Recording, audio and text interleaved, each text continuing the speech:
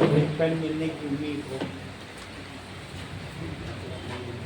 नहीं गाँव खेलना तो खेल दो, हम चेक कर देंगे। लाओ। ओके, तुमने तो तीनों कर दिए। हो जाए तो दे देना, ठीक है? अदरवाइज आप इधर ध्यान दो। वीडियो ऑन कर दीजिए। तो हम लोग आ गए हैं अब पीएच वैल्यू पर। सो पीएच की क्या लिमिट है? देखो, पीएच वैल्यू एंड एसिडिटी या फिर नेचर ऑफ केमिकल सब्सटेंस।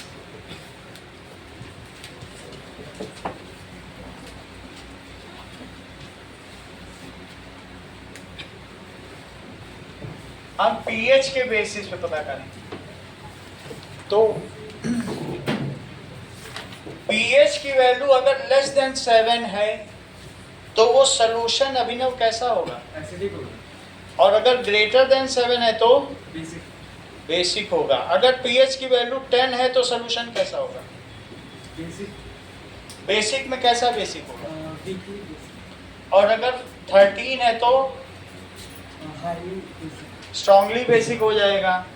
और अगर 2.5 है तो सर स्ट्रांगली एसिडिक हो जाएगा। स्ट्रांगली एसिडिक हो जाएगा। चल, तो हम लोग लिखते हैं कि पीएच लेस देन 7 तो एसिडिक, पीएच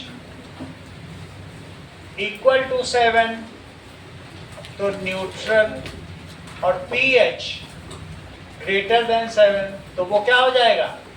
सब कुछ पीएच के बेसिस पे ही करेंगे, पीओएच छोड़ देते हैं क्योंकि पीएच से भी हो जाता है। ये बहुत ग्रेटर वैल्यू है, डेसिमल के 7 डिजिट के अंदर ही नंबर ऑफ मोल्स आ जाए, ये तो मालूम है ना। तो इट इज द नेचर। फिर फर्दर देखो, अगर हमारे पास पेज नंबर 26 निकालो और सबकी पीएच वैल्यू देखो कि किसका पीएच कहाँ लाई करता है। Let us see this. So different substance have different pH value.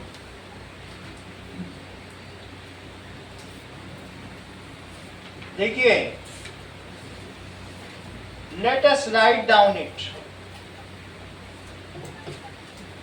अगर pH 0 है तो वो कंसंट्रेटेड HCl का होगा, ये नोट करो।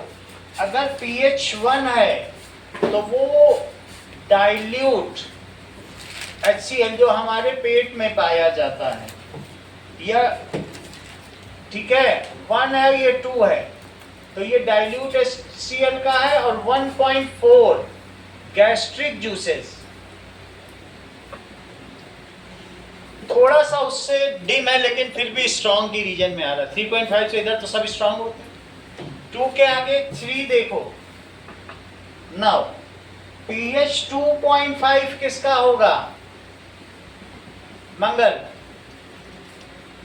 लेमन जूस लिखिए, ये सभी पता होनी चाहिए। लेमन जूस pH 4 किसका होगा? अब यहां से pH 4 आ जाएगा विनेगर का। नोट करो, that it will be vinegar. Vinegar क्या होता है? That is 5 to 8% aqueous solution. Aqueous का मतलब वाटरी सोल्यूशन ऑफ CH3COOH, जिसको पिकल के प्रिजर्वेटिव के लिए भी यूज करते हैं, फूड में भी यूज करते हैं। तो ये विनेगर हो गया। pH 5, इतना ध्यान रहे कि 3.5 तक का जितना भी pH वैल्यू है वो स्ट्रॉन्ग एसिड की जद में आता है। स्ट्रॉन्ग एसिड कहाँ से कहाँ तक? 0 से 3.5। सही है सैमी? और 3.5 से 7 से बिलो वो कैसा होता है? देखो इस चीज को, 3.5 से अब हम आगे 6 पे भी जा रहे हैं और 7 पे भी। तो अगर 7 से कम है तो ये वीक एसिड है। अभी ये मैं वैल्यू सारी आप लोगों से वर्बली पूछूंगा तो बिल्कुल ध्यान में होनी चाहिए। अगर 4.1 है तो लिखो 4.1 टोमेटो जूस। आगे बढ़िए, 5 हो गई तो कॉफी। 5 किसका है? कॉफी। कॉफी से 10 गुना ज्यादा तेज है टोमेटो जूस। 1 pH का मतलब 10 की वो पावर है ना, एक एक पावर बढ़ती जा रही है तो 10 गुना बढ़ता जा रहा है। 10 गुना ज्यादा। कॉफी से कितने गुना ज्यादा लेमन जूस है? 250 गुना ज्यादा। ऐसे समझ में आई कि नहीं? आगे देखो आशीष। नाउ सॉफ्ट ड्रिंक ज्यादा एसिडिक होती है कि कॉफी? करेक्ट। 6 पर सॉफ्ट ड्रिंक, जितने सॉफ्ट ड्रिंक पीते हैं इसी तरीके से 6.5 पे क्या होगा? मिल्क। 6.5 पे क्या आ जाएगा? मिल्क आ जाएगा। और 7 पर क्या आ जाएगा? प्योर वाटर, जो कि न्यूट्रल होता है।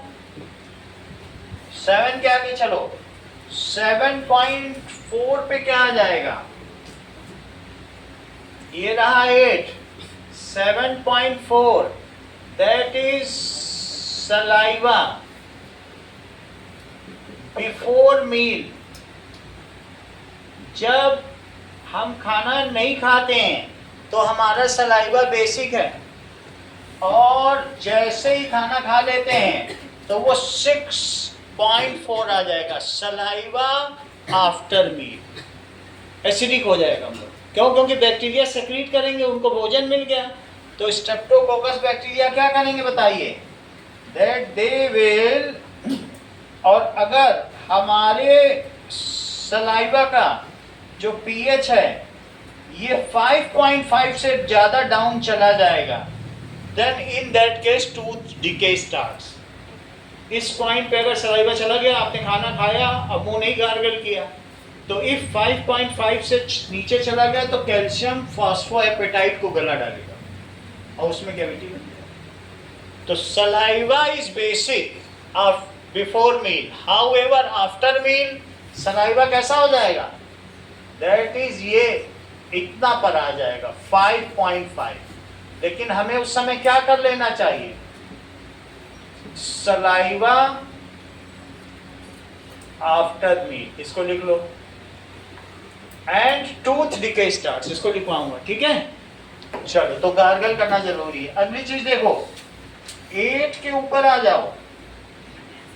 नाउ 5.8 तक रहता है, इसको लिखो 5.8। और 5.5 से नीचे गिर जाए तो टूथ डिके स्टार्ट होता है। जनरली 5.8 होता है, लेकिन मुंह में खाना रह जाए तब तो फिर और एसिड निकलेगा, और फिर ऐसी स्थिति में 5.5 भी हो जाएगा। तो जनरली हमें गार्गल कर लेना चाहिए, खाते समय 5.8 पहुंचता है, तब तक भी टूथ डिके नहीं होगा, क्योंकि कैल्शियम और फास्फोरस का मिलके हमारा टूथ बना हुआ है। आगे देखो, दैट इज 8 के बाद 8.5 किसका होता है? चेक करिए, 8 होता है टूथपेस्ट का। और ब्लड का कितना होता है? ब्लड का ध्यान दो, ब्लड का होगा 7.4। ये हमारा ब्लड बेसिक है। ये बताओ एग का क्या होगा?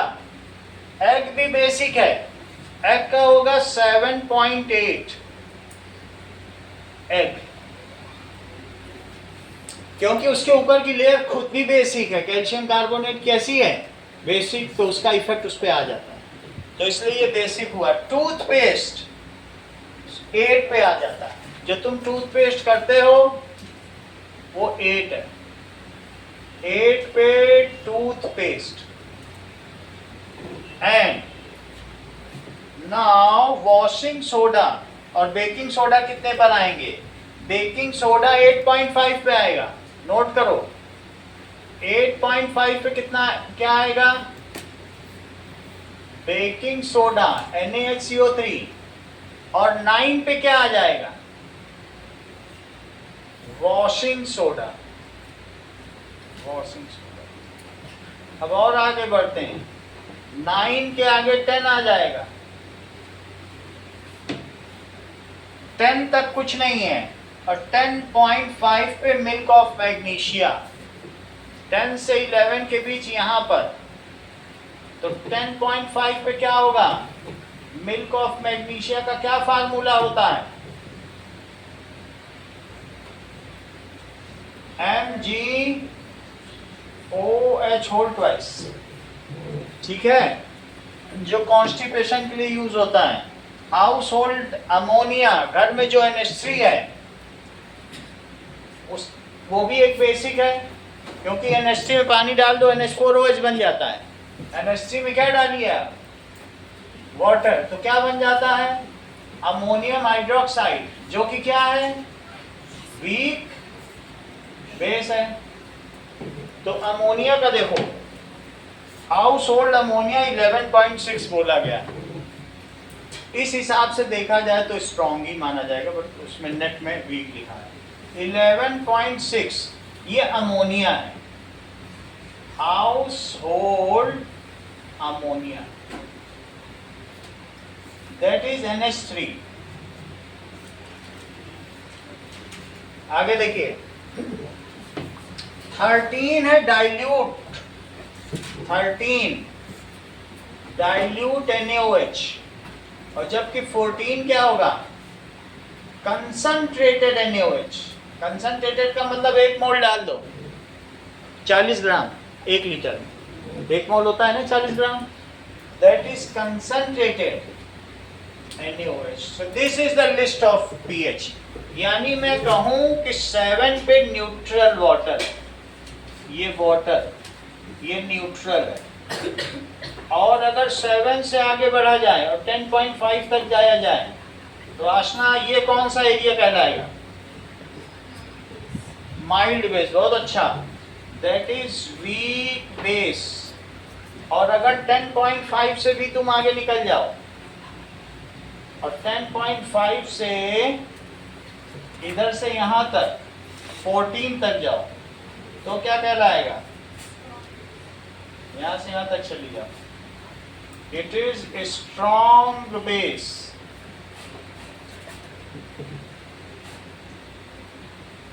तो तुम्हें पता चल गया कि कौन सी चीज कैसी होती है। नींबू का pH बताओ सर 2.5 इधर मत देखो, टूथपेस्ट का, 8 कॉफी का, 5 मिल्क का, मिल्क का 6.5 ब्लड का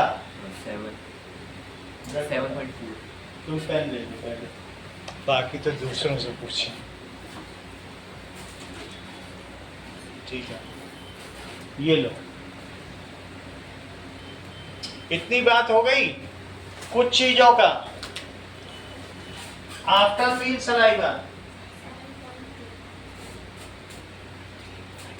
बिफोर मील सलाइवा, दोनों में ही गड़बड़ी बता रही हो। 7.4 उसका था, 8 वाले से बता रहे हो, कोई बात नहीं। चलो, इतनी बात तुम्हें समझ में आ गई कि किसका क्या pH है। अब आगे की बात करते हैं। नाउ लेट अस सी, pH की तो हमने बात कर दी, अब हम बात करते हैं pH value can be found by using universal indicator. So let us see what is universal indicator, इसका डेफिनेशन क्या होती है और ये किस काम में आता है, राइट डाउन। चलो, यूनिवर्सल इंडिकेटर,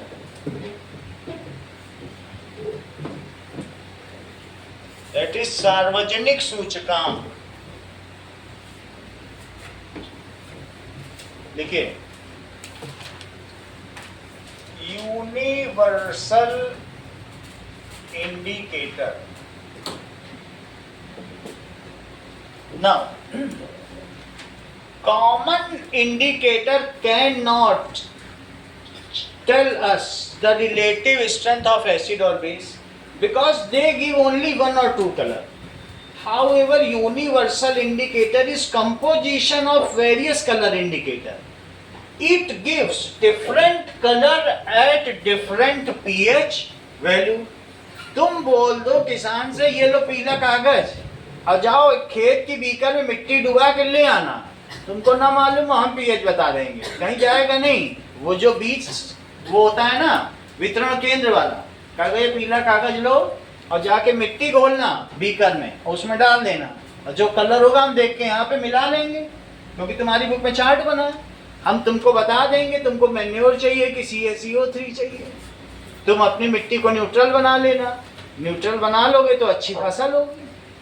अब हमको यहाँ बैठे बैठे क्या पता तुम्हारी फसल, तुम्हारा जमीन कैसी है, तुम गलत डाल दोगे यूरिया या गलत डाल दोगे उसमें कुछ भी मैन्योर एन्योर तो बिगड़ जाएगी बात। तो कितना आसान है।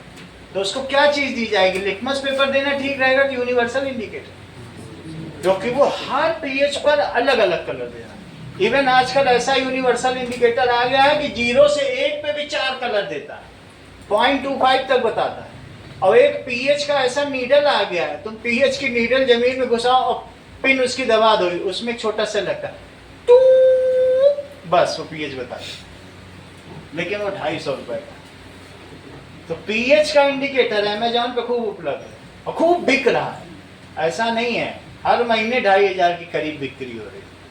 समझ में आ गई बात। यूनिवर्सल इंडिकेटर भी आउट ऑफ फेज होते हैं। हाँ यूनिवर्स, अब मैं लिखाऊंगा तो समझ में आएगा। देखो इस चीज को, normal indicator gives 1 or 2 colour, so we can not determine the pH of the solution. क्या उससे तुम डिटरमाइन कर पाओगे? मान लो कोई रेड ब्लू दे दे, उससे क्या पता चलेगा क्या पीएच है? ऐसा पूछो कि जैसे जैसे एसिडिटी बढ़ती जाए या बेसिसिटी बढ़ती जाए उसका कलर बदलता चला जाए, तब तो तुम पता, वो जो कलर आएगा उस पीले पेपर को तुम डालने से वो बुक से मिला लेना, जो कलर आएगा वो पीएच माना जाएगा। सही कि नहीं? पहले उस सोल्यूशन में डालना और जो कलर आएगा मिला लेना। तो लिखो नॉर्मल इंडिकेटर, नॉर्मल इंडिकेटर अभी वीडियो दिखाएंगे तो पता चलेगा, गिव्स 1 or 2 कलर, सिर्फ इतना ही देते हैं, 2 colours at acid and base solution, but universal indicator, universal indicator क्या है? Is a composition of solution. ये मेरे पास रखा है, ठीक है। तो ये बिक्री बहुत होती इसलिए सस्ती ही आती है, 250 रुपए की बोतल है ये। इसमें सब कलर है, ये जो तुम्हारी बुक के कलर है, इसी में पर्ची डुबाओ। ये डीप येलो है, एक तरह से हल्का ग्रीन ही दिख रहा है, येलो है, पेपर येलो होगा। पेपर करोगे तो क्या होगा? येलो हमने सबको दिया था, उसको जिस सोल्यूशन में तुमने डुबा दिया, और जो कलर बुक में देख लेना, ये इसी स्ट्रिप पे दिखा। ये तो गंदा हो गया, लेकिन तुम अपने में करना तो सही हो जाए। सही है। चलो, सो नॉर्मल इंडिकेटर नहीं बता सकते relative strength, hence universal indicator is the mixture of many different indicator, mixture of many different color indicator, Diana, different color indicator, in definite proportion। खुद मिलाओगे तो नहीं बन पाएगा, लेकिन जो कंपनी बनाती है उसको मालूम है कि कितना कितना मिलाना है। in definite proportion, it gives different color at different pH value, different pH value, its deep yellow solution और yellow strips are available in market। तुमको दिया वो येलो ही था कि नहीं? या डीप येलो सोल्यूशन समझो इसको। इट्स डीप येलो सोल्यूशन और yellow strips are available in market, 2 रुपए की डिब्बी मिलती है, क्योंकि सब कुछ किसानों के हिसाब से बनाया गया है। इन मार्केट 2 रुपए में 100।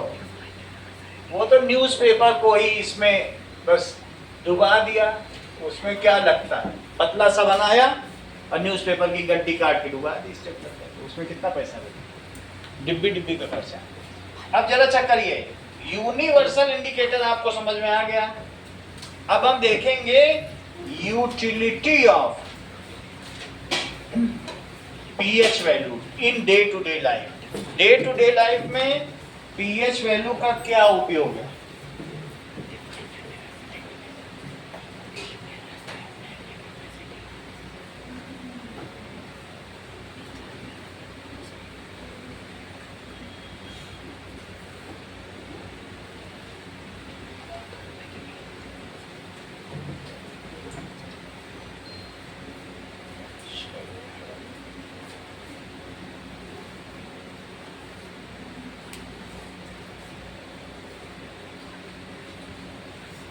Now, universal indicator.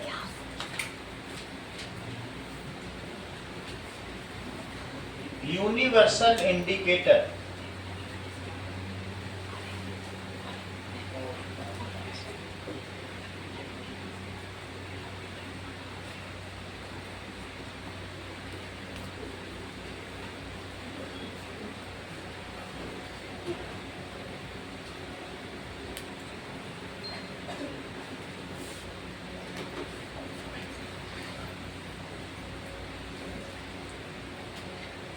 यूनिवर्सल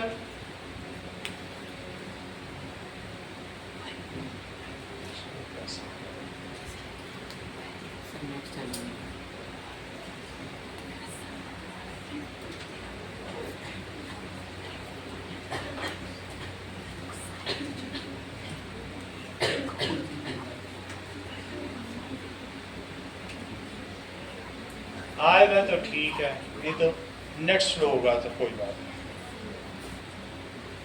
दिखाएगा तो सही। चलो समझ में आ गया ना तुमको, आगे बढ़ते हैं। धीरे धीरे चल रहा है, नहीं तो दूसरा फोन लगाए। अदरवाइज तुमको मैंने पेपर में तो दिखाई दिया, नहीं समझ में आया तो आए नहीं होगे क्लास में, कुछ क्लास मिस की होगी। चलिए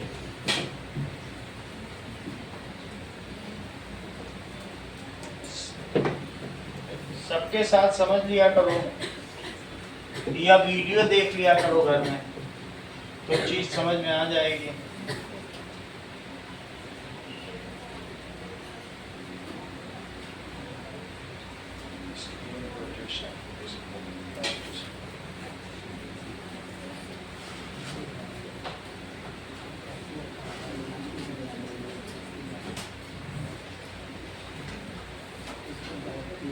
अब ये चल नहीं रहा, चलो इसकी जरूरत नहीं। इतनी बात हो गई, these are available in market. अब देखिए, universal indicator gives dark red colour in acidic solution, strong acidic, and gives purple colour. Check करो बुक में, डीप पर्पल कलर दे रहा है कि नहीं।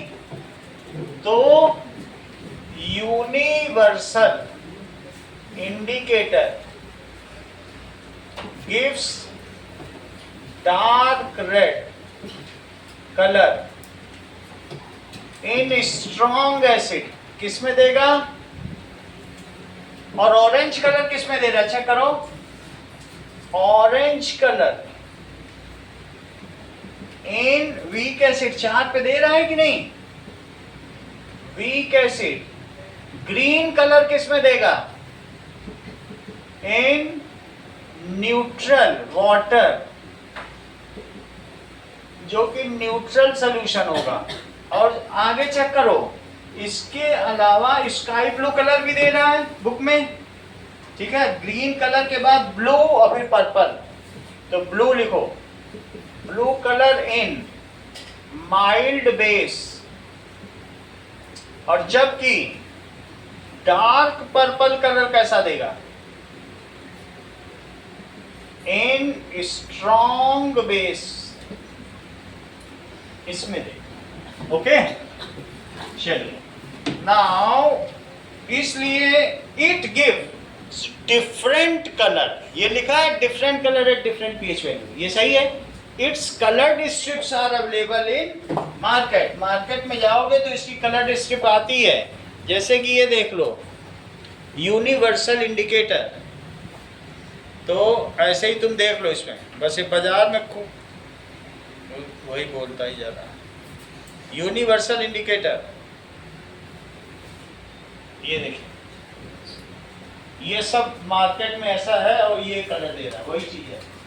सोल्यूशन को जब तुम डालोगे एसिड और बेस में तो ऐसा कलर दे देगा, समझ में आ गई बात? वही चीज है जो हमारे पास है छोटी सी डिब्बी में, तो तुम एसिड या बेस में डालो वो कलर दे देगा, और हर कलर के नीचे पीएच वैल्यू लिखी है, सही है।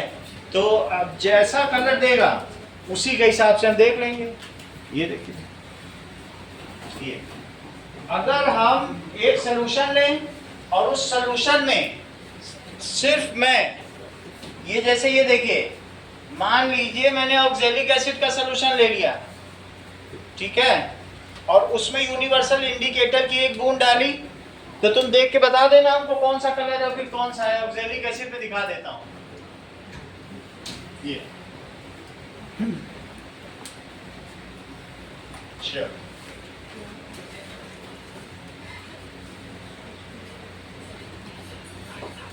ये थोड़ा सा मैं इसमें ऑक्जेलिक एसिड डाल दे रहा हूं,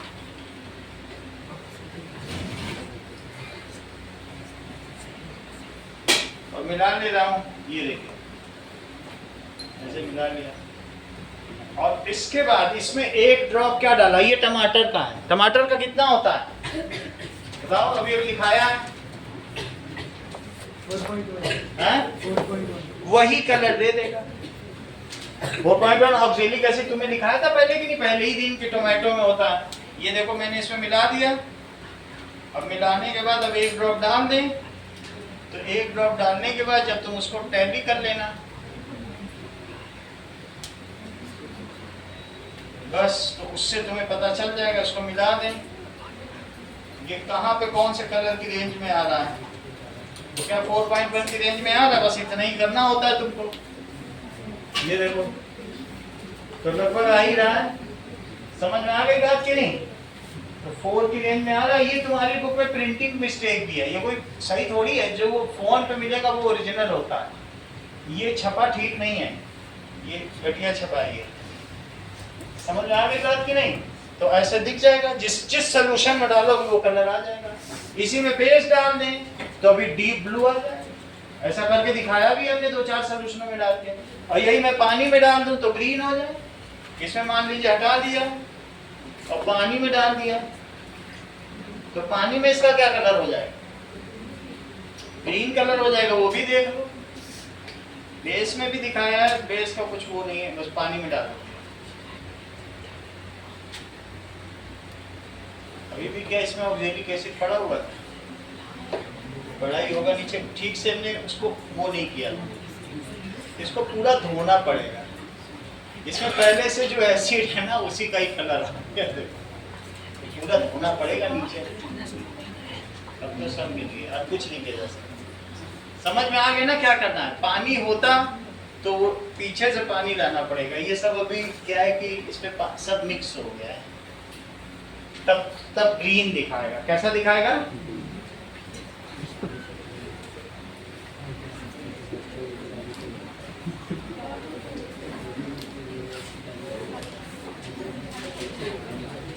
चलो इसमें करते हैं, ये बिल्कुल साफ कर लिया, फिर नहीं साफ होगा फिर साफ करेंगे।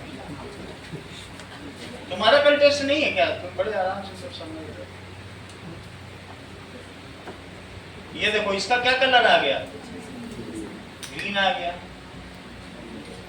This is in neutral solution, इसका कैसा कलर होगा बताओ? ग्रीन कलर है। अब समझ गए कि नहीं? डिफरेंट पे डिफरेंट देगा, फिर उससे टैली कर लेना, आगे की बात करो। Now next question is importance of pH.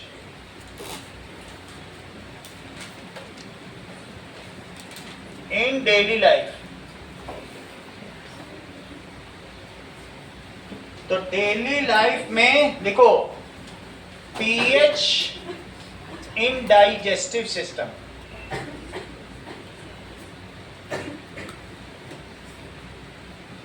If we eat unhygienic food तो क्या होगा बताओ?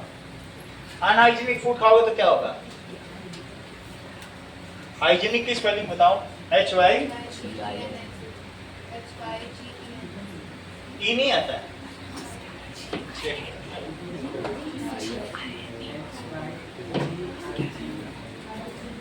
हाइजेनिक, हाँ सही कह रहे हैं। Hygienic food. आवर स्टमक क्या करेगा बोलो? Stomach release more dilute acid. क्या करेगा? क्यों ऐसा करेगा लोग? मोर डाइल्यूट एसिड क्यों करेगा राजवीर? बोलो। हेलो, हाँ बोलिए। हाँ, कुछ भी दिक्कत नहीं आ रही। हाँ, 8B वर्धमान कॉलोनी, ये गुरुद्वारे के पास है। हाँ, एयरपोर्ट से। ओके ओके, चलिए। तो अगर हम अनहाइजीनिक फूड खाते हैं तो हमारे स्टमक से ज्यादा एसिड क्यों रिलीज होता है बताओ? करेक्ट। जैसा कि इन्होंने बताया कि बैक्टीरिया को मारने के लिए। अब पहली बार इनकी तरफ से अच्छा आंसर आया, महामाई इनका कल्याण करें और भंडारे बढ़ती रहे। मतलब बहुत बड़ी बात है कि that it release more dilute acid to kill bacteria. ज्यादा बाहर का खाओगे तो ज्यादा बैक्टीरिया पहुंचेंगे, उनको मारने के लिए क्या होगा?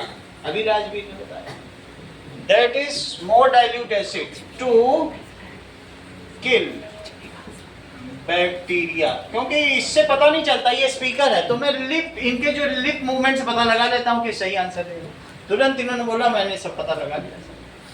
सो to kill bacteria, that excess acid will react with the basic mucus layer of stomach. और उस बेसिक म्यूकस लेयर से अगर वो रिएक्ट करेगी तो क्या होगा बोलो? ये जे शेप्ड स्टमक है तो इसके ऊपर की लेयर क्या डिप्लीट हो जाएगी?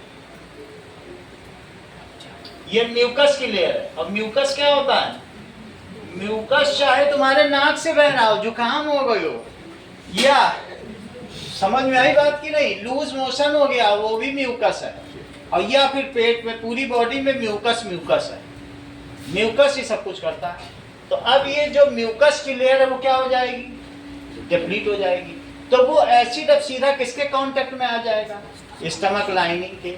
और स्टमक लाइनिंग में आ जाएगा तो it will produce burning sensation to stomach. ऐसे में तुम क्या करोगे बताओ?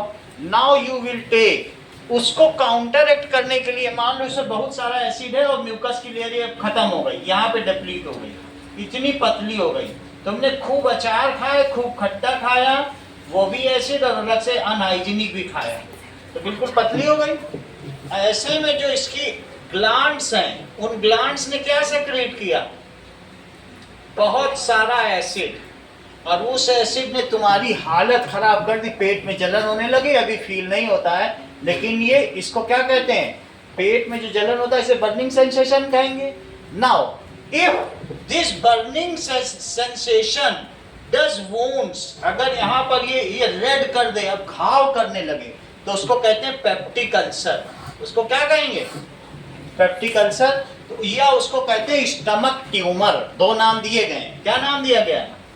पेप्टिक अल्सर का मतलब फोड़ा या घाव, और यह इसको क्या कहेंगे? Stomach tumour. ट्यूमर में गांठ पड़ जाएगी, कुछ ना कुछ अब नॉर्मलिटी आ जाएगी। ऐसे में पेट को काट के निकाल लिया जाएगा। और यहाँ तुमने देखा होगा कि कई बार थैली लटका के लोग घूमते हैं, खिचड़ी खाते हैं उसी में जाती है, देखा होगा ना, देखते नहीं अस्पताल में इधर उधर। तो वो फिर अलग से यहाँ से अलग से स्टमक बनाया जाता है और वो फिर से वापस इंटेस्टाइन में जाता है, पेट काट दिया जाता है। तो अब समझो इस चीज को, क्या होगा, टू किल बैक्टीरिया। तो दिस एक्सेस एसिड किसको डिप्लीट कर देगा, दिस एक्सेस एसिड, लिखो अविश, एसिड डिप्लीट्स बेसिक म्यूकस लेयर, जो हमारी सुरक्षा के लिए थी वो लेयर ही खत्म होती चली जा रही है। डिप्लीट का मतलब उसका क्षरण हो जा रहा है, कम होती जा रही, पतली होती जा रही, basic mucus layer. Now dilute acid comes directly in contact with stomach lining, नहीं आ जाए।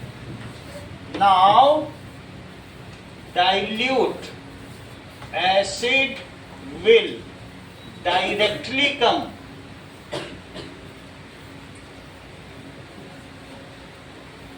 in contact with stomach lining.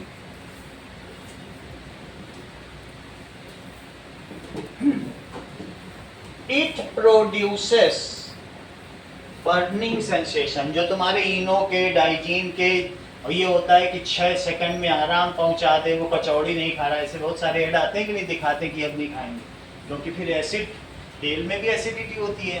तो इस तरीके से it produces burning sensation in stomach. To counter this effect, इसको काउंटर करने के लिए सैनी क्या करेंगे,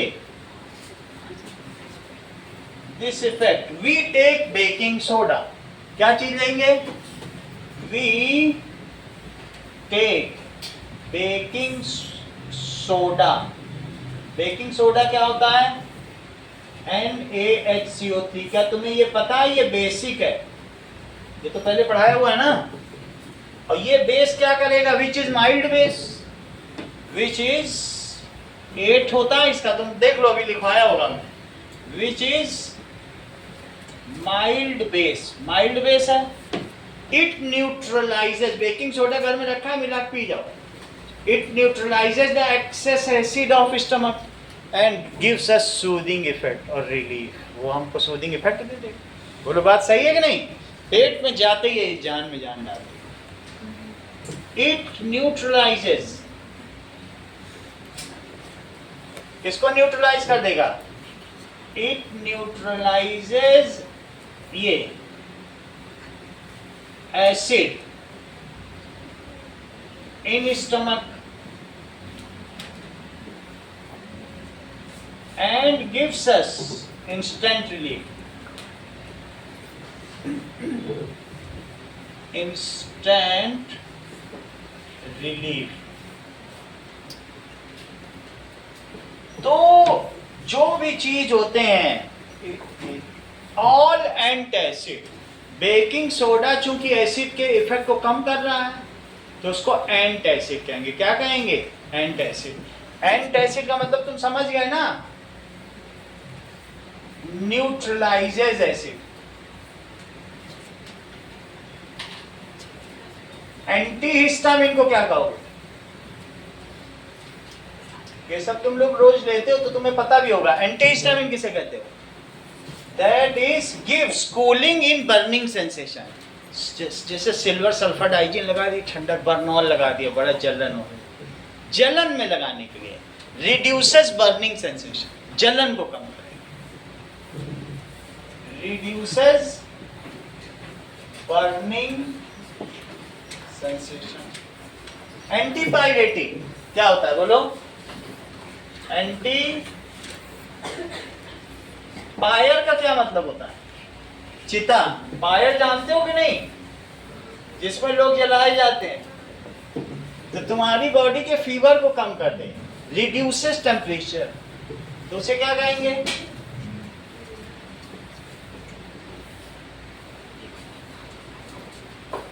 बोलो बात समझ में आ गई। Tranquilizer gives mental relief. ऐसे बहुत सारी चीजें होती हैं। तो हम लोगों ने देख लिया एंटासिड समझ में आ गया. It acts as antacid and it is essential component of Digene, Eno, Sat, ईसब, गोल, भूसी. 3 चीज ही तो लेते हो कि चौथी भी कोई ले रहे हो? चौथी हो तो उसका नाम बता दो. तो ये 3 चीज हम खाते हैं और तीनों आराम देती हैं. तो it is instant relief, it acts as antacid. बहुत इंपॉर्टेंट क्वेश्चन है ये. It acts as antacid. ये वर्ड याद रखना. It is essential component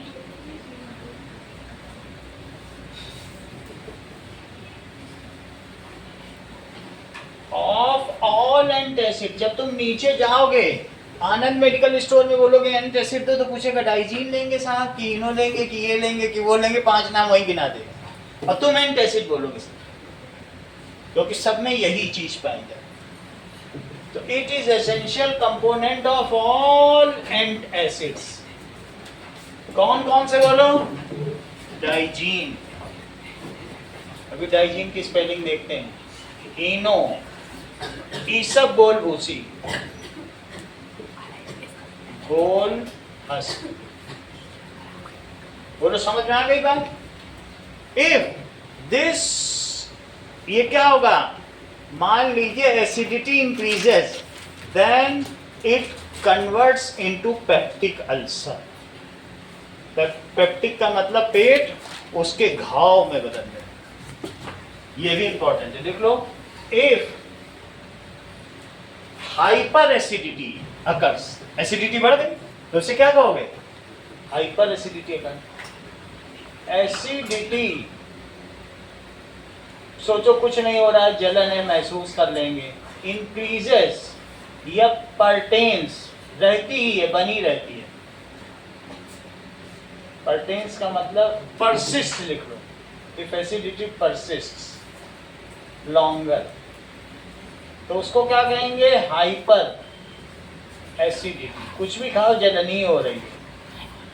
then ये क्या करेगी? It make wounds on stomach lining called peptic ulcer. ठीक है. It make wounds. वुंड्स का क्या मतलब है Deepika? On stomach lining called peptic ulcer. यहां तक समझ में आ गई बात? अगला देखो. सर अगर हमने एंटासिड ऐसे ही ले लिया पेमेंट, ऐसे ले लोगे तो फिर क्या है कि बहुत सारा गड़बड़ी है. ये एंटासिड सही चीज थोड़ी है, क्योंकि जो एसिड है वो पेप्सिन को एक्टिवेट कर रहा है और तुम बेसिक मीडियम बना लो तो पेप्सिन ही नहीं एक्टिवेट होगा. जो तुमने खाया है वो उसको बॉडी रिजेक्ट कर देगी, कहेगी हमें इसको कुछ पचाना नहीं है. पेप्सिन बोलेगा अरे ये बेकार है, क्योंकि उसको भी तो कोई एक्टिवेट करनी चाहिए. तो इसलिए ऐसी स्थिति में तुम बेकिंग सोडा खा रहे हो, ज़्यादा खा रहे हो, या बेकिंग सोडा वाला दूध पी रहे हो. ये लोग मिलाते हैं मिल्क मैन लोग कि दूध अगर बेसिक हो जाएगा तो फटेगा नहीं. लैक्टिक एसिड बैक्टीरिया रीजनरेट ही नहीं कर पाए. दूध में बेकिंग सोडा डाल दो और 3-4 दिन तक ऊपर रख दो लोटे में बिना उबाले, और चौथे दिन मजे से उबालो. झागी झाग फेना ही है, खुद भी तो साबुनी है वो. ज़्यादा झाग दे समझ जाओ बेकिंग सोडा मिलाया. सुबह की जगह शाम को उबालो और दूधिए का दूध, और फिर भी ना फटे, वरना लैक्टिक एसिड बैक्टीरिया ताक में है. दूध खुद ही एसिडिक है 6.5, और तुमने ऐसे रख दिया, उसको उबाला नहीं, उन बैक्टीरिया को मारा नहीं. मारना है उनको, जैसे ही दूध निकले उनको मारो. तुमने नहीं मारा तो वो रिप्रोड्यूस करेंगे, और रिप्रोड्यूस करते करते वो क्या कर देंगे? फिर ऐसे में जब तुम उबालोगे तो वो फट जाएगा दूध. क्यों? क्योंकि दही भी तो यही करता है, नींबू भी तो यही करता है. वो उस प्रोटीन को क्या कर देता है? क्लॉटिंग कर देता है, कोएगुलेशन. जैसे अंडे को नहीं जमा देता, पनीर बना देता, लेकिन वो इतना खट्टा होगा कि वो खाने लायक नहीं होगा. बात समझ में आ गई कि नहीं? तो दूधिए लोग उसका pH 8 पे पहुंचा देते हैं. बेकिंग सोडा का pH कितना है? 8 पे होगा.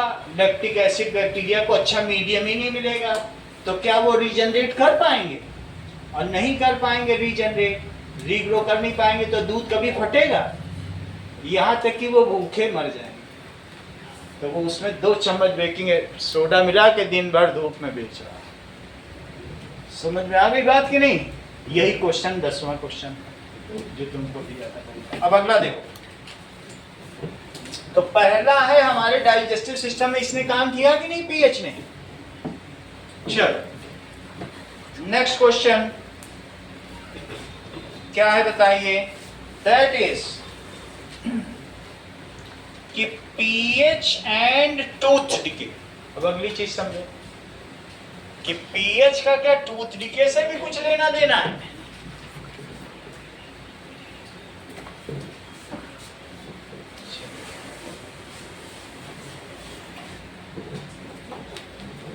और जहां ये सब लिखा है एंटीसेप्टिक भी लिख लो, यानी एंटीसेप्टिक का मतलब है कि स्किन हीलर, जो स्किन को ठीक करे। सेप्टिक का मतलब जो यहाँ घाव कर दे। विकोटर्मरिक नहीं कॉस्मेटिक, ये है एंटीसेप्टिक क्रीम। कील मुहासों को जड़ से मिटाए, ये सुना है कि नहीं? ये ऐड है। तो दैट इज एंटीसेप्टिक का मतलब हल्दी एंटीसेप्टिक, जो स्किन को ठीक करे। टर्मरिक सही है। एंटीहिस्टामिन है, ट्रैंकुलाइजर, ऐसे तो बहुत सारे हैं, लेकिन हम 2-4 जो तुम्हारी जरूरी बता दी। ये चारों वर्ड तुम्हारे एक्सरसाइज के एमसीक्यू में, तो वो मैंने बता दिया। अब तुम एमसीक्यू करोगे तो पता चलेगा। चलो, that is pH as a cause of tooth decay. दूसरा point, cause of tooth decay. देखो, दैट इज कि our saliva is basic in nature. Basic है। सलाइवा कितना होता है बोलो? 7.4 होता है, कनिष्का ने बताया था। 7.4 बताया था कि नहीं बताया था? It is basic in nature, so it protects our teeth. किससे बचाता है? From streptococcus bacteria present in mouth. यानी गोल है तो कोकस है, और लंबे हैं तो बैसिलस। तो लैक्टोस जो है वो बैसिलस है, और स्ट्रेप्टोस जो है वो कोकस है। ये स्ट्रेप्टोस कोकस है, और जो लैक्टोबैसिलस है दही वाला, वो बैसिलस। बैसिलस यानी रॉड लाइट, ये बैसिलस है, और ये कोकस। चलो, so it protect our teeth from streptococcus bacteria. फिर से देखो, अगर तुम्हारा दांत इसका बना है और तुम सोचो मैं इसमें HCl डाल दूं, एसिड डाल दूं, वैसे एसिड नहीं डाल दोगे, माउथ में क्या होगा? वो खुद ही स्ट्रेप्टोकोकस बैक्टीरिया एसिड सेक्रेट करेंगे, तुम्हारा दांत घुल जाएगा। ये संगमरमर है, इसी ऐसा दांत है, ये तुम्हारा दांत रहा, और उसमें डालो एसिड। कहो तो तेजाब रखा, उड़ेल के दिखा दे, मकान मालिक अगले दिन निकाल दे, क्या कर दिया हमारी जमीन, सब घुल जाएगा, गड्ढा हो जाएगा। वहीं रखा, ये बोतल कभी फट गई गलती से, पूरा खराब हो जाएगा। समझ में आ गई बात की? उधर ही तो रखी किनारे, उसी में तो उस दिन स्टूल का आपने करा था प्रयोग, वो रखी है। तो अब जरा देखो, तो क्या बन जाएगा बोलो? और plus HCl, CaCl2 plus CO2 और प्लस H2O, यही तो बन जाएगा। और ऐसी स्थिति को मान लीजिए उसने वहां पे कराया, तो अल्टीमेटली जो दांत होता है तुम्हारा, वो कैसा हो जाएगा? बिल्कुल गल जाएगा अंदर तक, और उसको कहते हैं डेंटल कैविटी, पूरा गल गया कि नहीं? यहीं पे बैठते हैं, ये इसकी सीट है, ये क्राउन है, ये सीट है। सीट पे बैठेगा, यहीं एसिड सेक्रेट करेगा, और तुम हर 10 मिनट में सिर्फ कुछ ना करो, 10 मिनट में मेंटोस खाते रहो, ये चिंगमी चबाते रहो, ये कुछ ना करो। अपने दांतों से जिसको दुश्मनी हो, वो ऐसा कुछ ना कुछ 10-10 मिनट में चॉकलेट खाता रहे, काम बन गया। ठीक है? तो ये तुमने देख लिया ना, इतनी तेज, इतनी मजबूत लेयर को भी एसिड कैसे कर देता है? ये तो पूरे चैप्टर में पढ़ते आए। तो जरा लिखो, तो कौन इसे बचाता है? कौन बेसिक रखता है माउथ को? बताओ। दैट इज ये। अगर हम माउथ में गार्गलिंग भी करते रहे तो भी सलाइवा हमारे दांतों को बचा सकता। इट इज नाउ, अब ये देखो, दैट इज, ये तो होता है the saliva is basic in nature, it is before meal. ये कब होता है? Now after meal, streptococcus bacteria, ये जो बैक्टीरिया होते हैं क्या करते हैं? Bacteria secrete acid on seat of molar teeth. कौन से टीथ पे बोलो? मोलर टीथ पे। उसकी जो सीट होती है ऊपर वाली, उसमें वो सेक्रीट करते हैं acid, and to digest sugar. ऐसा करने के लिए वो खाने को बाहर ही बचाते हैं, उनके अंदर क्या डाइजेस्टिव सिस्टम होगा। And the pH of our mouth now decreases to acidic. अब वो कहां पे पहुंच जाता है? 5.8। However if it decreases below 5.5, tooth decays. तुमने मान लो चॉकलेट खा के मुंह नहीं धोया, तो ये सबसे बड़ी गलती हो। तुमने बैक्टीरिया को दावत देना। समझ में आ गई बात की नहीं? तो इस तरीके से चॉकलेट खाइए तो बहाने से पीछे जाके पानी पिया दो बार, कौन देगा? यही काम करो। तो it is to digest sugar ना।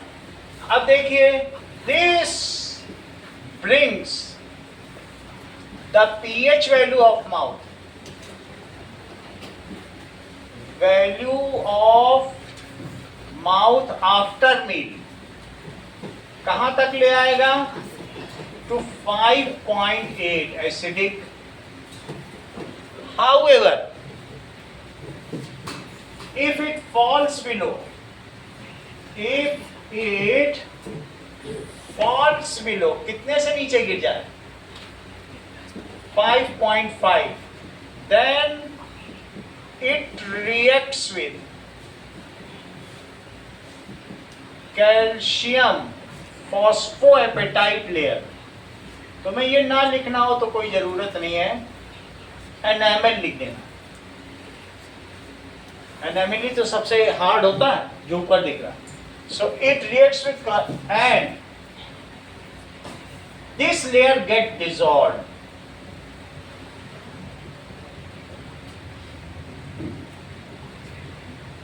And tooth decay starts. फिर डेंटाइन आ जाएगा and exposes dentine, yellow colour का। जिसके दांत पीले हैं उसने खेल कर दिया। एंड एक्सपोजेस डेंटाइन, उसकी बैक्टीरिया से अच्छी दोस्ती है। दिस, ठीक है, also causes tooth cavity, dental cavity भी तो हो जाती है। दिस ऑल्सो may result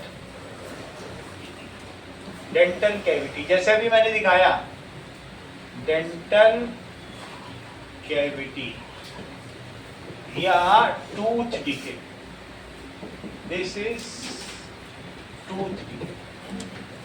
तो तुमने देखा कि हमें क्या करना चाहिए, वो तो बात की बात है, पीछे पढ़वा चुके हैं, गार्गल करो, ये करो, लेकिन पीएच के मामले में हम देखें। अगला देखिए, तीसरा soil pH and plant growth। soil pH and plant growth। plants grow best at 7 pH value। that means if soil is neutral or nearly neutral तब चलेगा। थोड़ा सा एसिडिक हो जाए, बेसिक हो जाए, उतना चलेगा। मीन्स सॉइल इज न्यूट्रल और नियर बाय न्यूट्रल, तब हो सकता है। अब इफ सॉइल इज बेसिक जैसे एग्जाम्पल है इन राजस्थान में है, क्योंकि यहाँ सब कैल्शियम कार्बोनेट ही के पहाड़ मंडोर अंडोर के पास, तो यहाँ सब बेसिक है, यहाँ की जमीन पूरी बेसिक है। एग्जाम्पल राजस्थान, राजस्थान भी ना कहो जोधपुर कहो, क्योंकि जोधपुर से सब पत्थर जाते हैं, मकराना 2 घंटे पे है। सो एग्जाम्पल राजस्थान में, तो क्या होगा, then farmer should treat soil.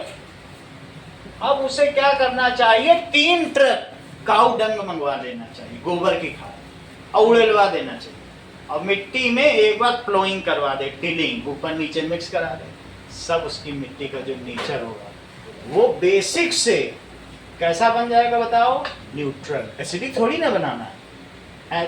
तो ये चीज होगा, ट्रीट सॉइल विद मैन्योर। कोई भी चीज, काऊ डंग जो बनी होती खाद होती है ना, वो तो काऊ डंग की बनी होती है, किसकी बनी होती है, treat soil with manure, cow dung. Cow dung compost लिखो, काऊ डंग सीधा नहीं डालना है, 2 साल पुरानी काऊ डंग डालोगे नहीं जल जाएगा पूरी मिट्टी, नई ताजी गोबर नहीं डालनी है, 2 साल पुरानी डालनी। तो इसलिए काऊ डंग कंपोस्ट डालना है, ठीक है, 2 years हो। तो उससे क्या होगा, this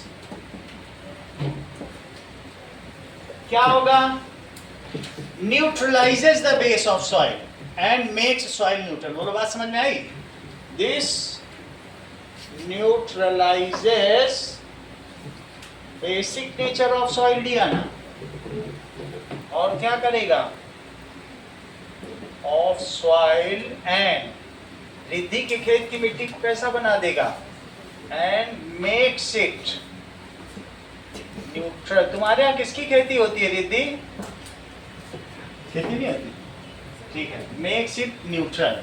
if soil is acidic, कहीं कहीं ऐसा हो एसिड ज्यादा हो, किसान ने ला के दे दिया भाई बहुत एसिड है, सब नदियों का पानी आ रहा है हमारी मिट्टी में, सब एसिड बहा रहा है, ऐसे भी दोष है।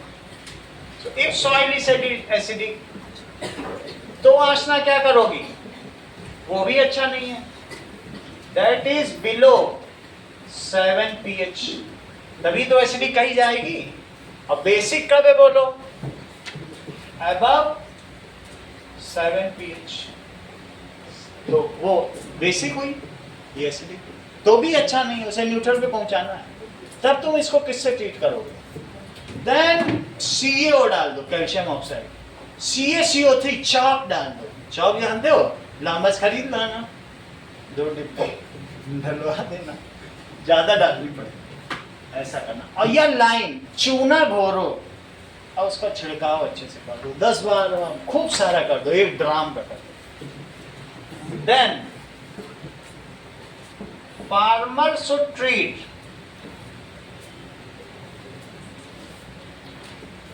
soil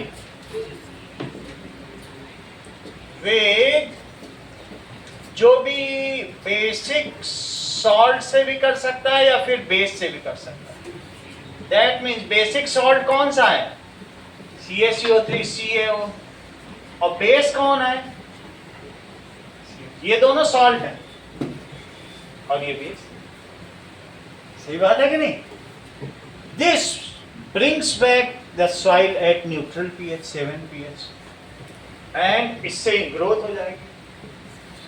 This brings back pH equals to 7 and promote plant growth in both the cases। और इससे क्या होगा, तुम्हारे खेत की पैदावार बढ़ जाएगी, मंगल, हर तरफ मंगल ही मंगल होगा।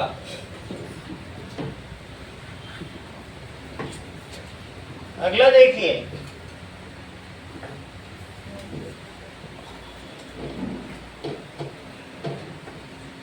चलिए आज थोड़ा सा 8:15 तक क्लास हो, and this brings back pH equal to 7, और क्या करेगा बताइए, एंड प्रमोट प्लांट ग्रोथ। अगली चीज देखो, चौथी चीज, that is self defence.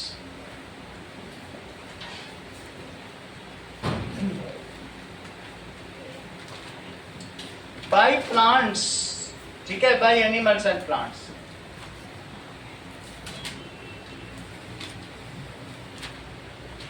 And plants. कह रही में कहसो निभे बेर केर को संग, वे डोलत रसा अपने इनके फाटत अंग। बताओ बेर और केले का साथ कैसे निभ सकता है? बेर में कितने कांटे हैं? बेर एक बार झूल जाए तो केले के मुलायम पत्ते सब फट ना जाए। तो एक दुष्ट के साथ एक सज्जन, मैं तुम लोगों की बात नहीं कर रहा हूं, मैं जस्ट एक बता रहा हूं, एक उदाहरण के तौर पर। अगर बेर कोई है और एक कोई केर है, तो दुष्ट के साथ सज्जन पुरुष का निबाह नहीं हो सकता, क्योंकि दुष्ट जब भी हिलेगा डुलेगा तो वो क्या करेगा? दूसरे के अंगों को फाड़ देगा, केले के पत्ते, नाजुक पत्तों को फाड़ देगा।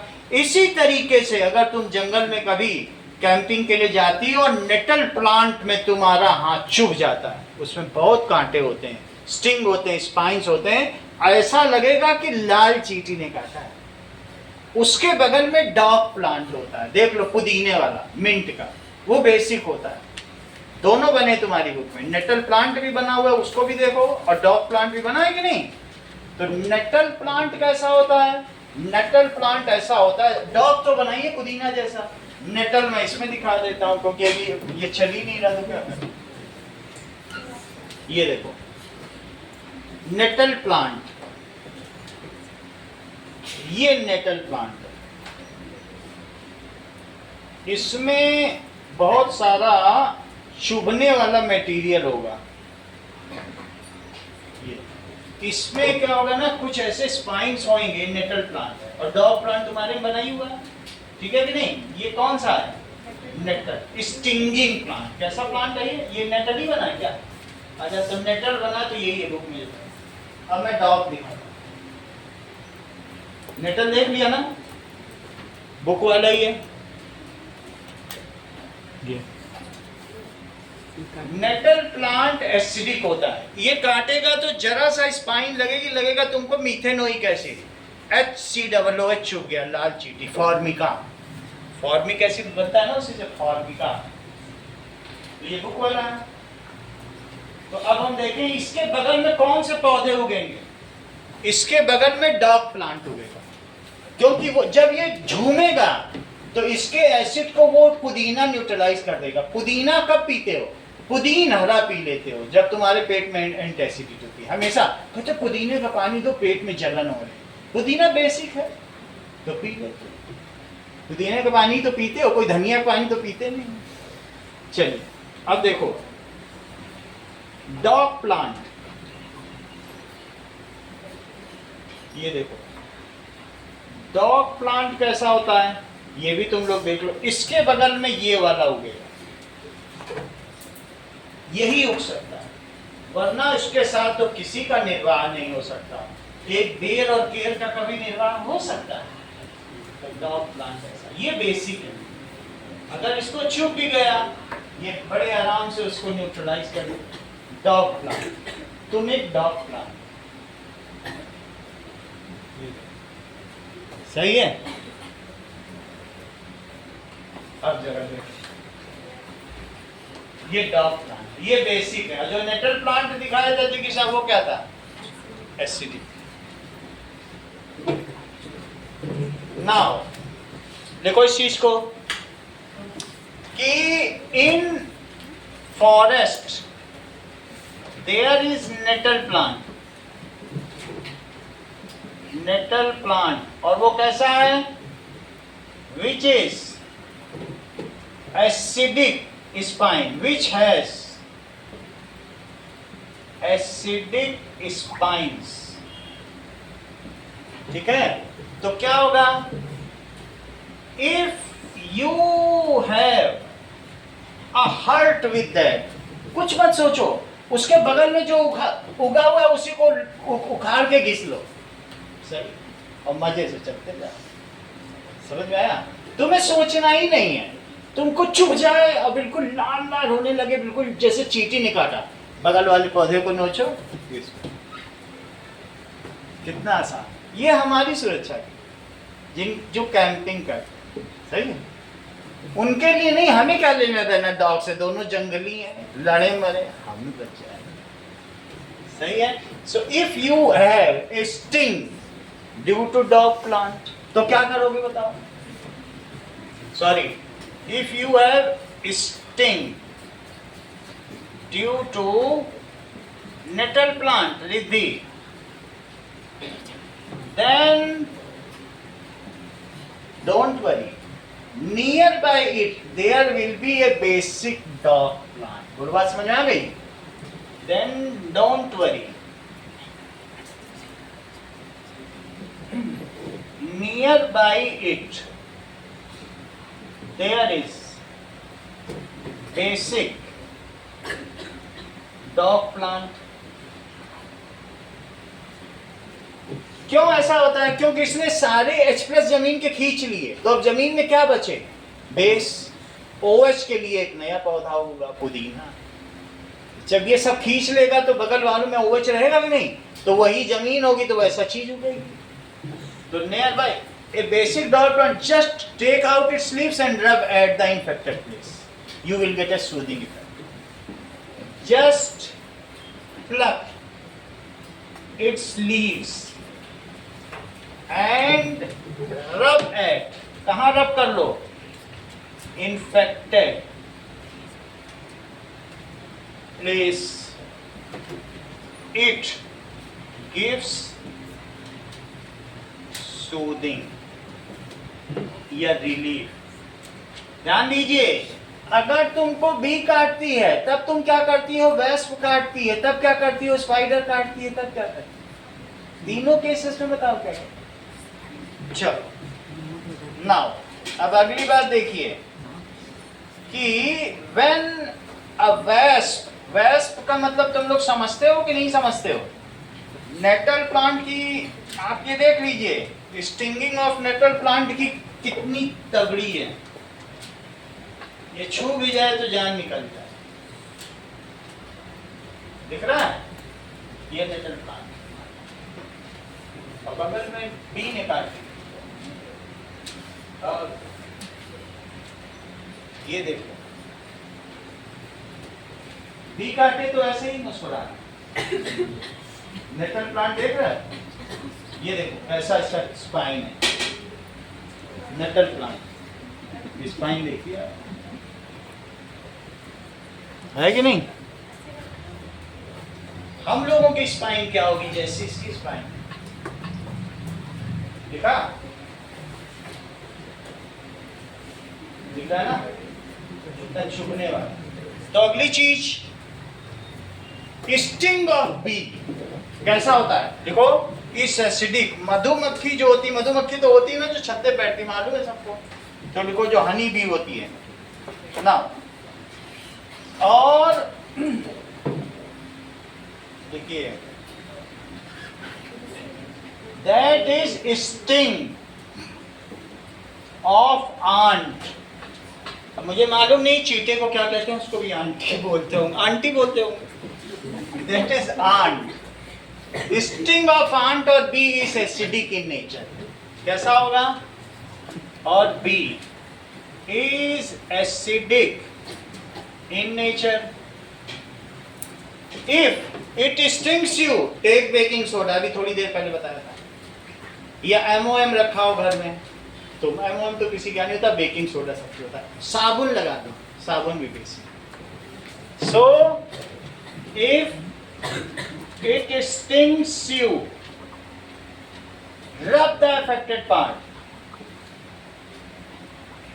इनो रखा हो वो लगा लो, पार्ट। सबके घर में बेकिंग सोडा होता है, और कुछ ना हो, बेकिंग सोडा ना हो तो साबुन लगा दो बस, और कुछ डिटर्जेंट लगा दो विद बेकिंग सोडा या soap to neutralise the acid with base. बोलो, बात समझ में आ गई? ये इमीडिएट रिलीफ देगा। To neutralise the acid with base. मेरे घर में नींबू का पेड़ है, उसमें बहुत मधुमक्खी के छत्ते लगते हैं। कई बार मैं उसमें से नींबू तोड़ते समय काट उठ लेते हैं, साबुन रहता है, या मैं खुद ही काट के गिरा देता हूँ उसको छत्ते को। तो जब काटती है साबुन लगा तो 1 मिनट की बात है। सर सॉल्ट लगा दीजिए, सॉल्ट। सॉल्ट और में सॉल्ट तो NaCl न्यूट्रल है, सब सॉल्ट तो तुम पढ़ चुके हो। कौन सा सॉल्ट है तुम्हारे घर में NaCl के अलावा? कुछ है रखे हो घर में? तो ऐसे न्यूट्रल करोगे और बेकारी का काम होगा। किसी भी बी ने, वो कलर से क्या सुंदर भी हो सकती है। बी तो बी है, ठीक है कि नहीं? बी के हस्बैंड को ड्रोन कहते हैं। चलो सिंगुलर प्लूरल तो जानते हो, अब अगले बात को समझो। इफ ए वेस्प और स्पाइडर, वेस्प जानते हो? बर, पीली बर, देखा है? इफ ए वेस्प और spider stings you, it's sting is alkaline in nature, वो भी मुश्किल है। इफ ए वेस्प और स्पाइडर, माकड़ या मकड़ी, मराठी में माकड़ बोलते हैं इसको। वेस्प और spider stings you, its stings are, इसकी स्टिंग कैसी होगी? Its stings are alkaline. Alkaline का क्या मतलब होता है? बेसिक, एक ही मतलब है, ठीक है कि नहीं? जो वाटर में OH आयन दे वो एल्कली कहलाते हैं। मैंने लिखाया नहीं, लिखाना चाहिए था बट रह गया। Those base which release OH ion in water are called alkali. चलो स्टिंग्स, तो तुम क्या करोगे? Rub the affected part with vinegar or lemon. इतना तो सबके घर में। Rub the affected part with, किससे करोगे? विनेगर और इतनी बात तुमको पता चल गई। अब जरा सिर्फ क्वेश्चन आंसर पर आते हैं। जो क्वेश्चन आंसर तुम्हारे काम के वो मैं बता देता हूँ, तो तुम्हारा काम चल जाएगा कल का। पेज नंबर 28 पे आ जाओ, ठीक है? जब जितना बच गया वो बच ही गया, उसका कुछ नहीं कर सकते।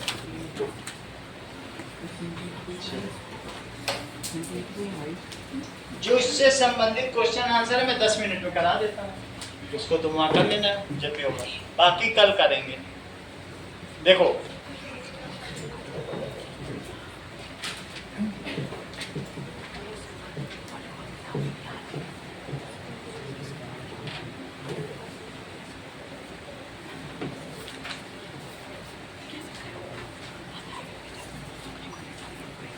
ओके, नाउ पेज नंबर 28 पे आओ। इस पे 4 सवाल है। You have 2 solution A and B, pH of A is 6, pH of B is 8। ये देखो, इसका pH 6 है और इसका pH कितना है?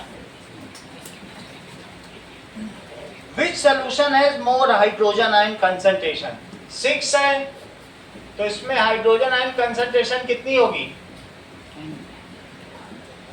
इतने मोल पर लीटर, क्योंकि निगेटिव ऑफ निगेटिव। और इसकी कितनी होगी? तो तुम किस वैल्यू को ज्यादा मान रहे हो? So first one has more hydrogen ion concentration. So A has, देखो A has more H3O plus concentration। आगे क्या पूछ रहा है? चलिए, which is acidic and which is basic? तो if pH is less than 7, then it is acidic. So A is acidic. If pH is greater than 7, then it is basic. So B is basic. बोलो समझ में आया आसान तुमको कि नहीं आया? आसान चीज है। अगला सवाल देखिए। What effect does the H plus ion concentration have? So question number 2 देखो, that is H plus ion concentration. If it is greater than OH ion concentration, then solution is acidic. If H3O plus ion concentration it is equals to OH ion concentration, then solution is neutral. If H3O concentration hydronium ion it is less, तो solution कैसा हो जाएगा रिद्धि? लेकिन आशना ऐसे नहीं लिखेंगी. आशना कैसे लिखेंगे? If H3O plus concentration ion, if this is, ये कितना बताइए कि हाइड्रोजन आयन कंसंट्रेशन की वैल्यू कहां से कहां तक हो, दैट इज इतना ही लिख दो, वरना ये भी लिख सकते हो -7 से लेस, वो सब लिखने की इतना ठीक है. चलो, do basic solutions also have H plus ion Ashish? क्या बेसिक सॉल्यूशन में भी H प्लस आयन होगा कि नहीं होगा? मुश्किल लग रहा है. सेमी होगा क्या? करेक्ट. Yes, basic solution. ये आशीष ने यहाँ से बताया कि yes it has H plus ion but lesser. देखो आशीष कितने टैलेंटेड निकले, चीजों को ये देख के बता देते हैं, वरना आजकल तो नकल करना भी लोगों को नहीं है. नाउ यस, इफ ये देखो basic solutions also have H plus ions but lesser than OH, तभी तो वो बेसिक है. यस, लिखो बेसिक सॉल्यूशंस आल्सो हैव, क्या होता है उसमें? H plus ions but it is less than OH ions. अगला सवाल देखिए,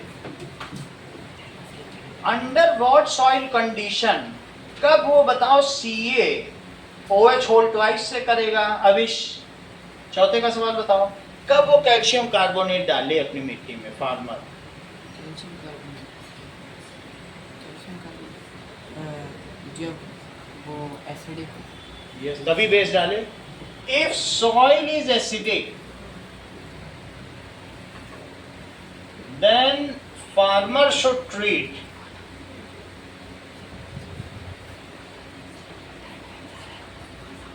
the soil with basic.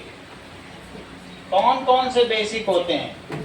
CaCO3, CaO चूना ही डाल दे, या मिल्क ऑफ लाइम, चूने का जो नीचे बचा उसका सूखा सूखा डाल दे. ठीक है, बेसिक टू न्यूट्रलाइज इट, उसको उदासीन करने के लिए, and better plant growth. Exercise में आ जाइए.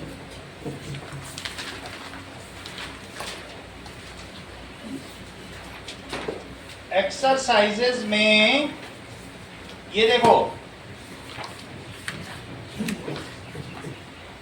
जरा ये देखिए कि पेज नंबर 34 आओ.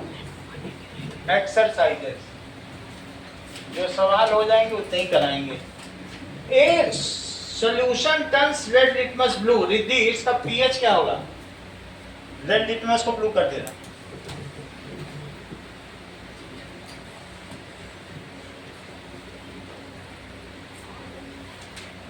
करेक्ट आशना. हाँ, तो पहले का आंसर है डी. दूसरे का आंसर देखो, the solution react with crushed egg shell to have a gas which turns lime water milky. तो क्रश्ड है, ये टूटा हुआ अंडा है, क्रश्ड है. तो बताओ ये क्या होता है? और CaCO3 से कौन रिएक्ट करेगा जिगिशा? बोलो, कौन कर सकता है? HCl कर लेगा. और HCl क्या क्या करेगा? क्या वो CO2 निकालेगा? और ये क्या करेगा? लाइम वाटर को मिल्की बना देगा. लिखो इस चीज को, लाइम तो इसका आंसर मंगल क्या हुआ? HCl है इसमें, तो बी इसका आंसर हुआ। अगला देखो 10 ml NaOH 8 ml HCl से न्यूट्रलाइज होता है। अब सोल्यूशन की अपनी अपनी कंसंट्रेशन है, सब में अलग अलग पानी मिला हुआ है, कोई पतला सोल्यूशन है कोई गाढ़ा, जैसा भी हो, लेकिन 10 ml 8 ml से हो रहा है। तो तुम बताओ 20 ml NaOH कितने से होगा? बताइए अविश। 16 ml। हाँ, न्यूट्रलाइज 8 ml HCl, तो 20 ml NaOH neutralise 16 ml HCl, तो इसका क्या आंसर सही है? D। That is D. Fourth question देखिए, ये बताओ which of the following medicine is used in indigestion. Antibiotic use करोगे जो ये जैसे पैरासीटामोल खाओगे पेट में जलन हो रही है तो, कि या फिर एनाल्जेसिक, तो ये पेन रिलीवर, लिख लो इस चीज को। एनाल्जेसिक का मतलब क्या होता है? पेन रिलीवर, क्योंकि पता होना चाहिए, तुम खरीदने जाओ। और एंटासिड और एंटीसेप्टिक तो मैंने बता ही दिया, एंटीबायोटिक तुम लोगों ने पढ़ाई हुआ है। तो क्या चीज यूज करोगे? सी। अगला सवाल देखो, right word equation dilute sulphuric acid zinc granule से रिएक्ट कर रहा है। अनुष्का बताती जाओ एक एक।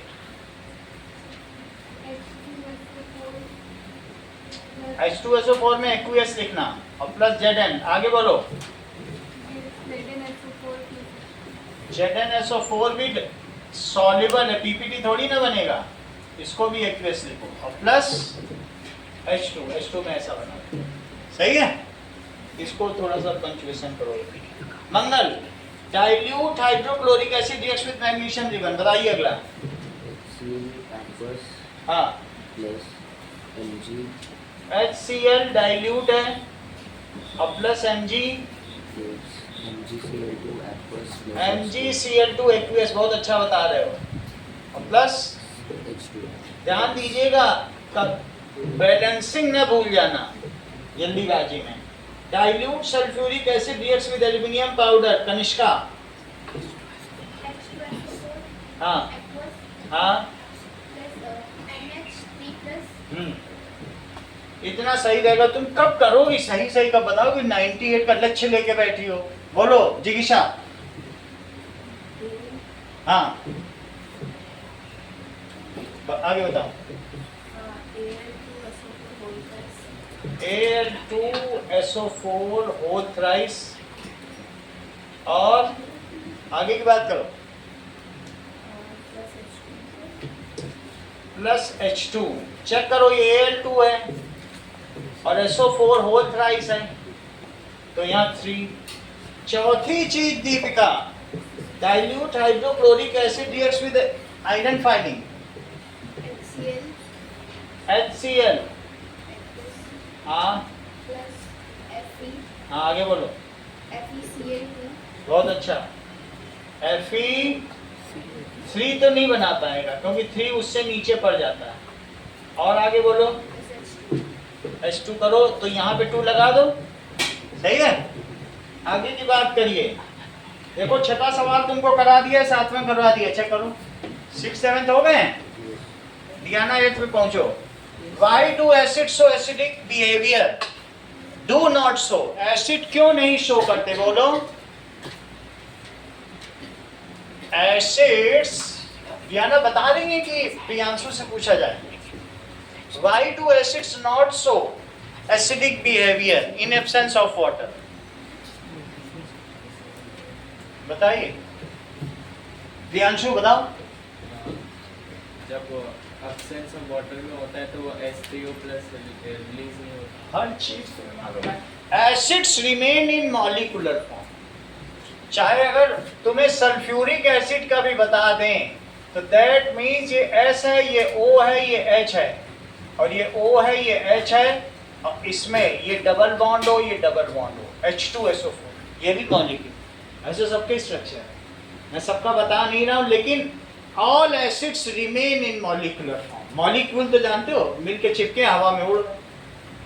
तो लिखो 8th question, acids remain in molecular form. अगले चैप्टर में सब बता देंगे। HCl का तो तुमको बता दिया ना, HCl ऐसे बनता है, remain in molecular form in absence of water and does not release. और क्या रिलीज नहीं करता बताओ? Does not release H plus ion, so does not show. अब एसिड्स है तो डू लिखो, do not show acidic behaviour. अगला सवाल देखो,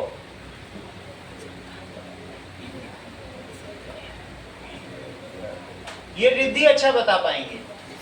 हाँ, न्यूट्रल पीएच किसका होगा? देखो A है, B है, C है, D है, E है, जबकि A का 4 है, 1 है, 11 है, 7 है और 9 है। बताइए रिद्धि, इसमें कौन सा न्यूट्रल है? देखो न्यूट्रल। अगला बताइए, बताइए स्ट्रांगली अल्कलाइन कौन है? Strongly alkaline. अगला बताओ, स्ट्रांगली एसिडिक। देखिए, स्ट्रांगली एसिडिक। अच्छा ये बताइए वीकली एसिडिक। Weakly acidic. ये बताओ वीकली अल्कलाइन। देखिए, वीकली एल्कलाइन। अगला सवाल देखो, arrange the pH in increasing order of hydrogen ion concentration. Increasing order में लिखना है, तो सबसे पहले मैं किसे लिखूं? दिया ना, हेल्प करो, उसको खांसी है तुम बताओ। Increasing order of H plus ion concentration, तो सबसे पहले किसे लिखूं? ABCD बताना। B मतलब B का सबसे कम H प्लस आयन है ना, बाद में बढ़ जाएगा, बाद में नहीं। ये सुनने में कितना फैसिनेटिंग लगा, तुम बताओ। कम से ज्यादा के क्रम में असेंडिंग ऑर्डर में लगाओ H प्लस आयन के क्रम कम से ज्यादा। हाँ, इंक्रीजिंग ऑर्डर बढ़ते क्रम में लगाओ ना। बताओ, यानी C। अच्छा बताओ, वो मैं लिप सिंक से समझ लेता हूँ कि तुम क्या कह रहे हो। आगे बताओ। आगे E आएगा। हर चीज तुम्हें पता है। और फिर इसका D है। क्या कैसे जानते हो? आगे बताओ। नंबरों का ज्ञान रखते हो। और A और फिर सबसे ज्यादा B। यही रिद्धि भी बता रही थी। अगला देखिए, 10th, मैग्नीशियम रिबन तुमने HCl में भी डाल दिया और CH3 COOH में भी डाल दिया। बोलो किसमें से ब्रिस्क एफर्वेसेंस निकलेगा?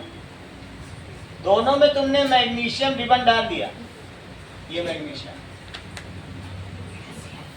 हाँ राजवीर, किसमें ज्यादा तेज बुलबुले निकलेंगे और वो बुलबुले होंगे किसके? बताओ क्यों?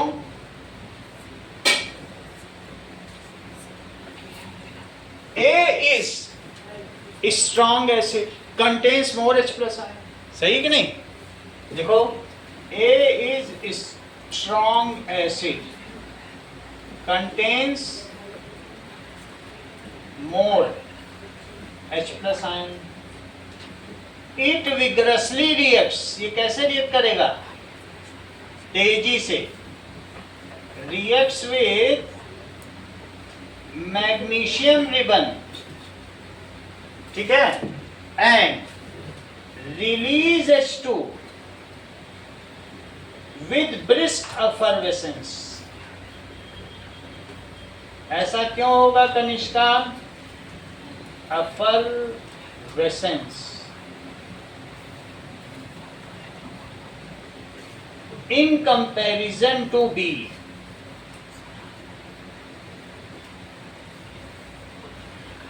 विच इज माइल्ड एसिडिक, जो कि कैसा है, माइल्ड एसिड है। बोलो बात समझ में आ गई।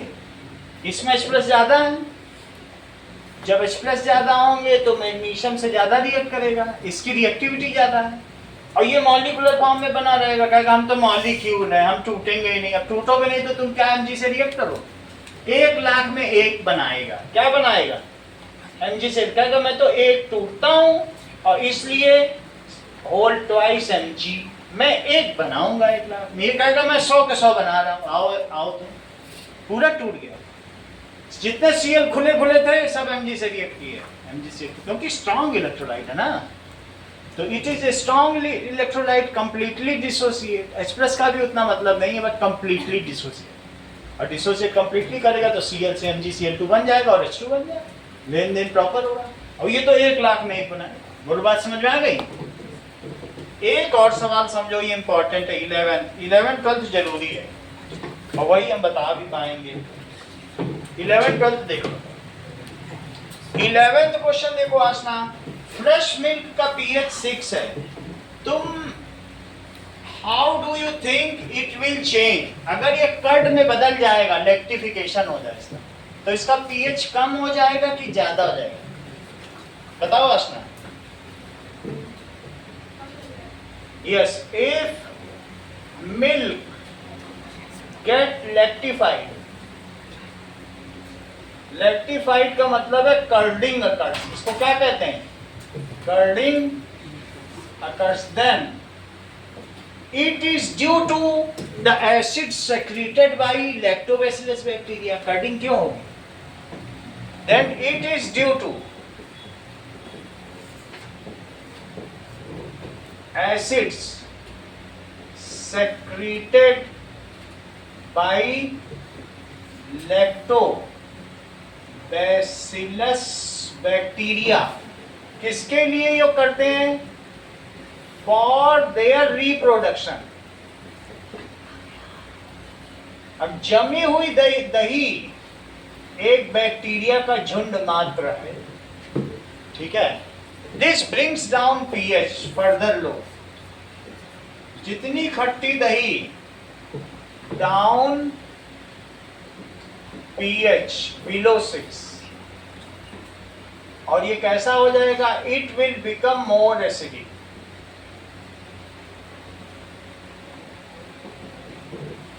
जो लैक्टोज शुगर है वो लैक्टोबैसिलस बैक्टीरिया की उपस्थिति में लैक्टिक एसिड बन जाएगा। दूध क्या होता है, लैक्टोज शुगर है, और उसमें किसने अटैक किया, लैक्टोबैसिलस बैक्टीरिया ने, तो वो क्या बन जाएगा बताइए। एक लास्ट सवाल, ये बताओ मिल्कमैन बेकिंग सोडा क्यों ऐड करता है, या ना कुछ इसका अभी बताया था, कुछ पता चल रहा है। लिखो, nature of milk is acidic. क्यों एसिडिक है, क्योंकि इसका पीएच कितना होता है, 6, which is suitable medium for lactobacillus bacteria to proliferate या रिप्रोड्यूस, जो तुम कहो। Which is suitable medium,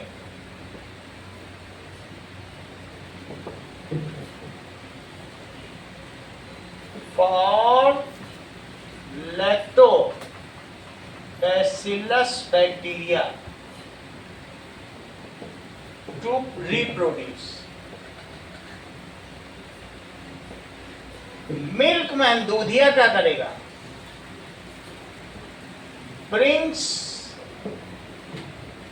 the pH up by adding, क्या करेगा, बेकिंग सोडा। बेकिंग सोडा क्या होता है,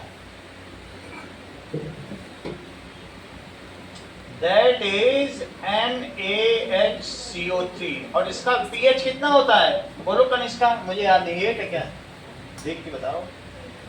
80 लिखवाया, 8.5, तो ये 8.5 पीएच वाला बेकिंग सोडा ऐड कर देगा।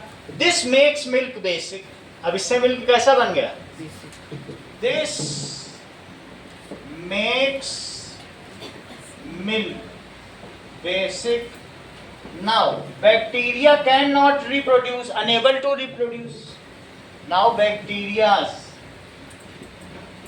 इतने महत्वपूर्ण नहीं है, जब बहुत छोटे होते हैं तो फिर बैक्टीरिया ही लिखा जाता है, बैक्टीरियाज नहीं लिखा जाता। इतनी गए गुजरे के लिए क्या है एस लगाना। बैक्टीरिया कैन नॉट रिप्रोड्यूस, और जब ये रिप्रोड्यूस नहीं कर पाएंगे so milk do not gate spoil. क्या स्पॉइल होगा? And milk do not gate spoil. अगला देखो, अब अगली line, why does it shift pH, ये मैंने पहले का आंसर बता दिया। अब इसी का B, why does this milk take long time to set as curd. अब तुम इसकी दही जमाओ जो दूधिया दे के गया है, 2 दिन में दही नहीं जमेगी, और दही भी तुमको 6 चम्मच डालनी पड़ेगी, उसमें इशारे से डालोगे तो जम जाएगी, क्योंकि पूरे का मीडियम फिर से तुम एसिडिक बनाओ तब तो उनको मीडियम मिलेगा।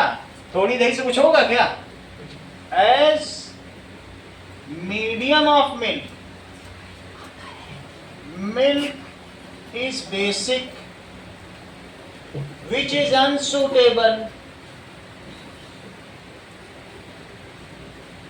for growth of bacteria.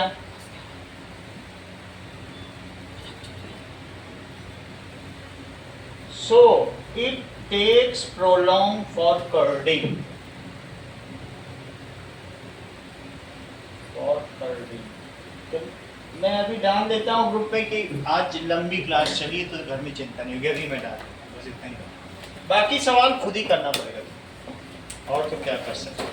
कल फिर इसको कंप्लीट करा देंगे, कल ही पेपर ना, तो खुद पढ़ लेना या रट लेना।